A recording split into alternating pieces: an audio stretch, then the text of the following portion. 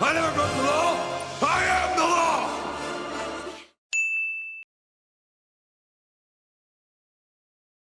Donc dans cette deuxième vidéo sur l'introduction au mécanisme et au comment se passe le processus d'audit, simplement je voulais me concentrer sur le démarrage de l'audit. Quand vous allez dans un cabinet d'affaires, vous allez, j'espère pour vous, être dans un département dédié. Il se trouve que l'audit, par sa nature, est très souvent coordonné par un département en particulier.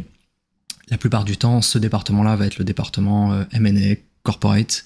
qui va être dédié justement par définition à la gestion et à la coordination des transactions, et donc celles qui vont générer la plupart du temps un besoin d'audit.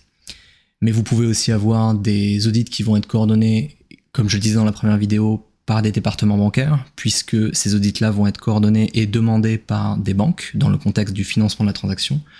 et où certains audits peuvent être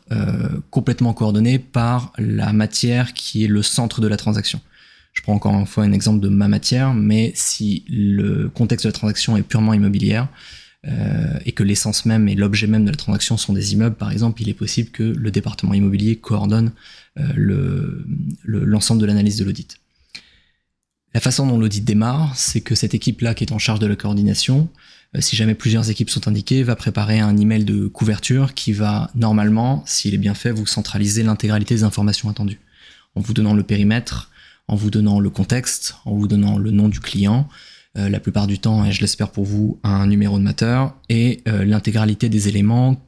dont on a parlé dans la première vidéo, à savoir le seuil de matérialité, les différents timings de rendu, par exemple le timing des premières questions qui vont devoir être posées, le timing de la première revue qui va devoir être faite, et ou le timing du rendu final du rapport.